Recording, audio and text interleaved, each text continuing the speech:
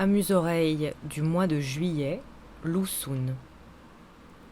Un texte de Simon Leys, sinologue belge réputé. Le feu sous la glace, Lousoun.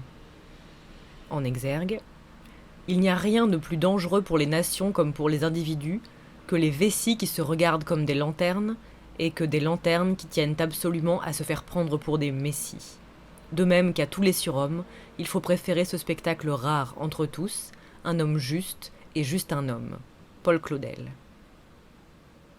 Lousoun, qui récusa toujours avec véhémence le rôle de messie dont ses admirateurs naïfs ou roublards cherchaient à l'affubler, apparaît dès qu'on se donne la peine de le lire, ce que ses dévots professionnels se gardent généralement de faire, comme un esprit d'une déconcertante ambiguïté. Avec ses hésitations, ses contradictions, ses doutes et ses paradoxes, il lui est souvent arrivé de troubler ses partisans plus encore que ses adversaires. Et aussi parlait-il d'expérience lorsqu'il remarqua, quand les Chinois rencontrent quelqu'un dont ils augurent qu'il va leur causer des ennuis, ils ont toujours recours à deux méthodes, ils l'étouffent ou bien ils le hissent sur un piédestal. La vérité d'un grand écrivain, ou plus simplement la dignité d'un homme libre, s'accommode mal des éloges académiques et plus mal encore de l'encens offert par les commissaires du département de la propagande. Quand un grand homme s'est pétrifié et que tout le monde commence à proclamer sa grandeur, il n'est plus qu'une marionnette, avait déjà observé Lousoun. On ne peut pas dire que les communistes aient ignoré ce propos, au contraire ils ne l'ont que trop bien compris. L'homme les a toujours gênés, c'était précisément d'une marionnette qu'ils avaient besoin. Mais ce n'est pas ici l'endroit de décrire les raisons d'opportunité tactique qui ont initialement amené le régime maoïste à faire de Lousoun le saint patron de sa littérature, ni les étranges vicissitudes qu'a récemment connues son culte. Des factions antagonistes se sont tour à tour emparées de la chapelle et se sont annexées les reliques, fournissant ainsi ce curieux spectacle d'une rixe de sacristains en délire qui se fendraient mutuellement le crâne au moyen de leurs saintes icônes. En fait, le culte de Lousoun, avec toutes ses variations et ses hérésies, est un problème tellement complexe et oiseux, une histoire si absurdement byzantine, que si nous devions nous en occuper ici, il ne nous resterait plus la place de parler de Lousoun lui-même. Tant de fleurs et d'hyperboles, un incessant et monotone concert de louanges rituelles ont achevé de persuader même le dernier des illettrés, et surtout les derniers des illettrés, que Lousoun doit être le plus grand, le plus glorieux, le plus brave, le plus beau, etc. Bref, qu'il est en quelque sorte le Muhammad Ali de la littérature chinoise. Il y aurait de quoi provoquer le scepticisme des honnêtes gens. Pourtant, rassurons d'emblée les sceptiques. On ne saurait exagérer l'importance de Lousoun, même si sa grandeur véritable n'a rien à voir avec le mythe posthume qu'ont fabriqué les communistes lorsqu'il s'est agi pour eux de capter l'héritage, cet immense capital de popularité que lui avait valu son intransigeante indépendance critique vis-à-vis des autorités et sa sympathie inconditionnelle pour les opprimés, les rebelles et les jeunes. Et pourtant, il n'est pas sûr que le mérite de Lousoun soit avant tout d'ordre littéraire. En effet, si l'on y regarde d'un peu plus près, l'œuvre apparaît relativement mince. Des 20 volumes de la grande édition des œuvres complètes, on peut d'emblée oublier la moitié. Quelques 10 volumes de traductions littéraires que personne ne lit jamais, car elles sont parfaitement illisibles. Lousoun était bizarrement convaincu que la syntaxe chinoise était trop confuse et primitive pour exprimer une pensée moderne. Selon lui, il fallait donc d'abord européaniser la langue en effectuant des traductions littérales qui, disloquant la phrase chinoise, la forceraient à se couler dans le moule de ces modèles étrangers. L'entreprise fait un peu songer à Alphonse Allais et à sa société pour la propagation de l'usage du subjonctif dans les classes laborieuses, mais on n'a pas le cœur à en sourire quand on considère tout le temps et l'énergie que l'écrivain y engloutit.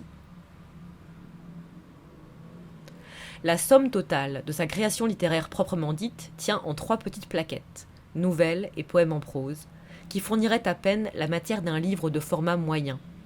Lousoun n'a commencé à créer que très tard. Il approchait la quarantaine lorsqu'il a commencé à publier ses premières nouvelles, et son inspiration s'est définitivement tarie après quelques années. À qui lui demandait la raison de cette stérilité, il répondit simplement « Je n'arrive plus à créer, car je ne veux plus m'occuper du monde ancien, et je suis incapable de saisir le monde nouveau. » Sa langue est expressive et originale, mais bâtarde, torturée, pleine de scories, ce qui inspira ce commentaire cruel, mais pas tout à fait inexact, à un célèbre critique, protégé de Mao Zedong. On dirait que Lu Xun s'applique à imiter un écrivain japonais qui essaierait d'écrire en chinois. Mais elle est au service d'une vision dont l'acuité et la sensibilité compensent la relative pauvreté d'invention. Si l'on met à part l'exceptionnelle réussite d'A.Q., type éternel, sardonique incarnation d'un peuple tout entier, Lu Xun se montre, dans le reste de ses nouvelles, un artiste tourmenté et subtil, raffiné et morbide, mais confiné dans un univers assez étroit. Le pessimisme, le désespoir, l'obsession de la mort, la tentation du néant forment la substance même de son univers intérieur. Si, ailleurs, il s'autocensure, souvent pour ne pas contaminer les jeunes de ses poisons, c'est encore dans sa création littéraire qu'il ose lâcher le plus largement la bride à ses démons intimes.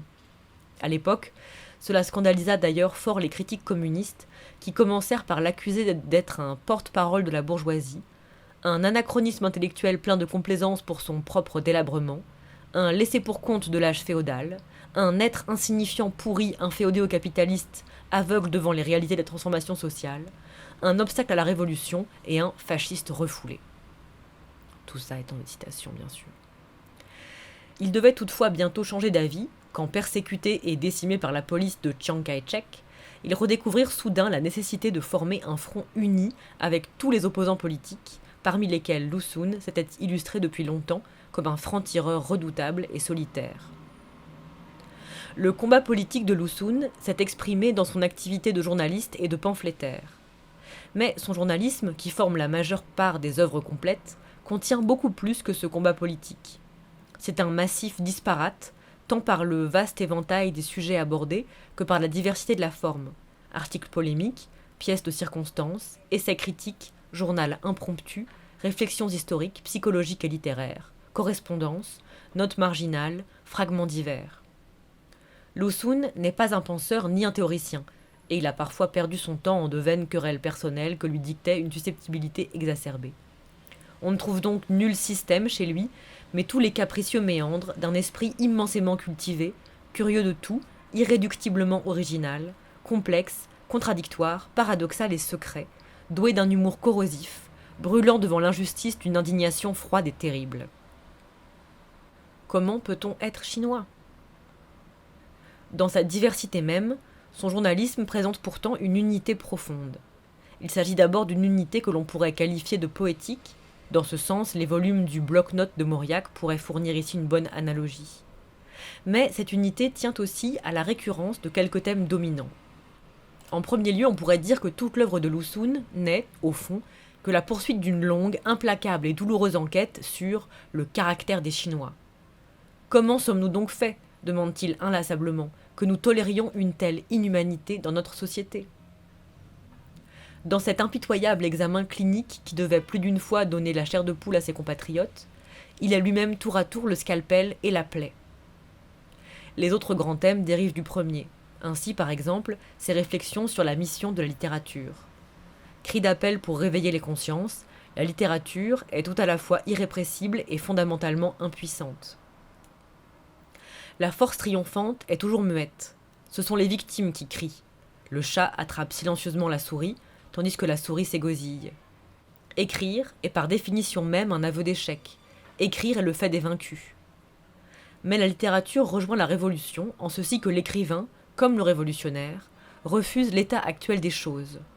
L'un et l'autre troublent l'ordre établi, mais seul le révolutionnaire, et Lu Xun se défendait explicitement dans l'être un, détient le privilège de l'action. Toutefois, si la révolution est nécessaire, elle est aussi nécessairement un échec, car sa victoire même la transforme en un nouveau pouvoir.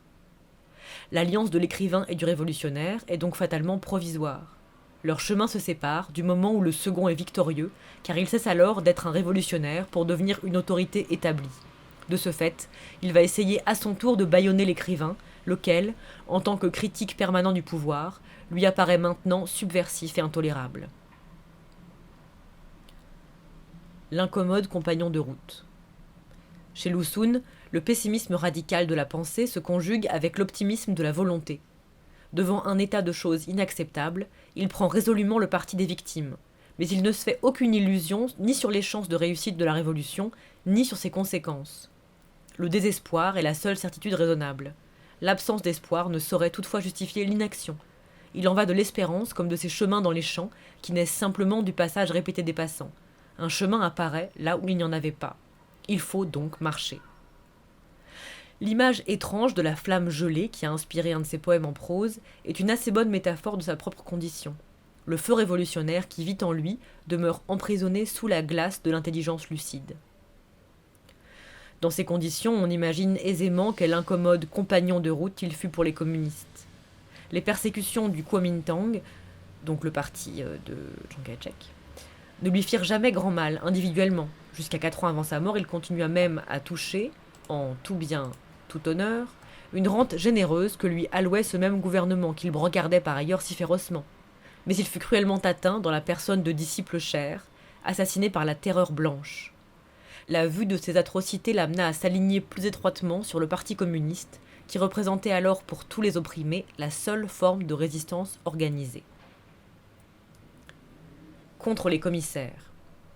Mais, s'il se voulait solidaire de cette lutte, il n'entendait pas pour autant abdiquer une once de son indépendance critique, ni de son autonomie d'artiste, ce qui le fit aussitôt entrer en conflit avec les commissaires. La dernière année de sa vie fut occupée par un double combat, d'autant plus épuisant qu'il était rongé par la tuberculose. La bataille qu'il menait à découvert contre le gouvernement, et celle, plus cruelle encore, qu'il opposait au garde-chiourme, le mot est de lui, dont le parti avait cru nécessaire de l'entourer. La mort vint interrompre ce dernier conflit, et ceux qui le persécutèrent jusque durant son agonie sont aujourd'hui à Pékin, chargés de l'organisation de son culte. La véritable grandeur de Lu Xun ne repose donc pas, inutile de le dire, dans l'amour et la fidélité qu'il a témoigné pour le Parti communiste, comme voudraient nous le faire croire aujourd'hui ses anciens ennemis, ni même dans ses accomplissements littéraires, quelque peu gonflés par ces âmes naïves qui croient vraiment nécessaire de prouver au monde que la littérature chinoise sait elle aussi couler ses écrivains sur un calibre Nobel. La grandeur de Lu Xun est avant tout d'ordre intellectuel et éthique. Elle réside dans la lucidité inflexible avec laquelle il a fait face à la tragédie chinoise. Une lucidité qu'il a d'ailleurs vécue comme une malédiction, car elle le vouait à une solitude presque absolue, et le condamnait à l'hostilité de ceux-là même qu'il voulait sauver. Et dans la rigoureuse honnêteté avec laquelle il a assumé jusqu'au bout ses propres contradictions, refusant la double tentation de se réfugier dans l'aveugle engagement partisan ou de s'exiler dans un individualisme misanthrope. Produit d'une époque de transition, il ne s'est jamais résigné à endurer passivement le chaos inhumain de l'histoire. Chez lui, la crise formidable et confuse de la Chine moderne se transforme tout entière en conscience. Ce n'est pas seulement autour de lui, mais en lui, qu'il déchiffre cette interminable agonie d'un monde ancien qui conserve sa mortelle emprise sur les vivants, et ce douloureux accouchement d'un monde nouveau qui n'arrive pas à naître. S'étant employé à dénoncer les vices de la société chinoise, Lu Xun s'affligeait de constater que malgré le passage des années, ses propos restaient d'actualité. Il me semble que dans toutes les attaques contre les horreurs d'une époque, les écrits devraient disparaître en même temps que les mots qu'ils avaient dénoncés. Quelle n'aurait pas été sa douleur s'il avait pu prévoir que son œuvre allait acquérir aujourd'hui une pertinence encore accrue. En effet, la lecture de Lu Xun demeure, hélas, la plus pénétrante des introductions aux réalités chinoises actuelles. Chaque nouvel épisode du martyre que traverse le peuple chinois trouve aussitôt dans ses écrits un commentaire prophétique. Hier encore, par exemple, comme venait de nous parvenir le témoignage de Liu Qing sur le cauchemar des camps où sont torturés les jeunes démocrates chinois, comment ne pas songer aussitôt aux propos de Lu Xun ? Le plus horrible, ce n'est pas un gouvernement qui met en scène les exécutions publiques, c'est un gouvernement qui fait disparaître ses victimes en secret. Et ces voix constamment bâillonnées qui pourtant renaissent toujours, se relaient sans cesse repris, de Fu Weihua à Wei Jingsheng, de Zhen Wanding à Wang Shizhe, puis à Liu Qing. Ne vérifie-t-il pas les paroles de l'irréductible rebelle ? Tant qu'il y aura des pierres, la semence du feu ne saurait mourir.